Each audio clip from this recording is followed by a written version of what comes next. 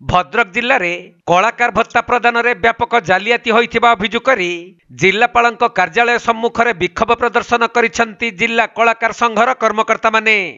तेबे जिले में मोट 1519 जन कलाकार थिबा बेले सेथि मध्यरु सरकारक नियम अनुଯାयी 568 जन को कलाकार भत्ता दिया जाइछि।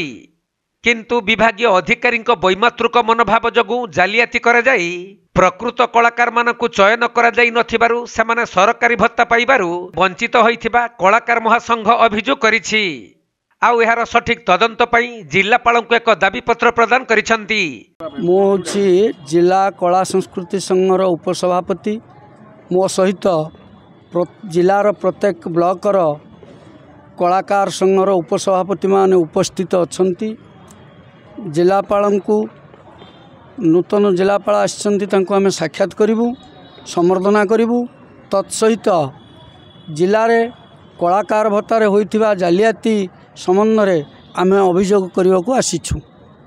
आमर 21 मसीहा डिसेम्बर मास जिलू दक्षता परीक्षा रे चयन होई 1519 कलाकार जिले थिले। तन्मध्यरु सरकारंकर तत्कालीन नियमावली चिठी अनुजाई 568 जन कलाकार को वरिष्ठता भित्ति रे भत्ता कलाकार भत्ता प्रदान करागला। 951 जन कलाकार जिले में प्रतीक्षाधारी कलाकार भावे रहिले। परे विचार करा जिवो बोली सरकार चिठी रे यह उल्लेख मध्यम थिला। किंतु तन्मध्यरु 7 ब्लॉक मध्यरु केवल वासुदेवपुर ब्लॉक रु 64 जन कलाकार भत्ता पाउछंती बोली प्रतीक्षाधारी मध्यरु यह 26 रे समाज पेपर रे प्रकाशित हैला। सेथिरे वासुदेवपुर उपसभापति से पेपर रे तांकर फोटो एवं तांकर कलाकार मानकर फोटो थिला।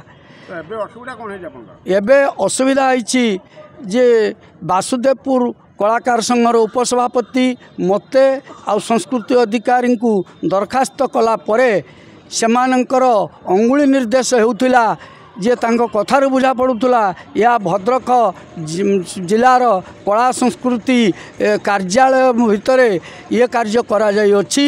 ये कार्य किए करिछि यह जिलापालक अगोचरे संस्कृति अधिकारी अगोचरे ता मध्य मो अगोचरे।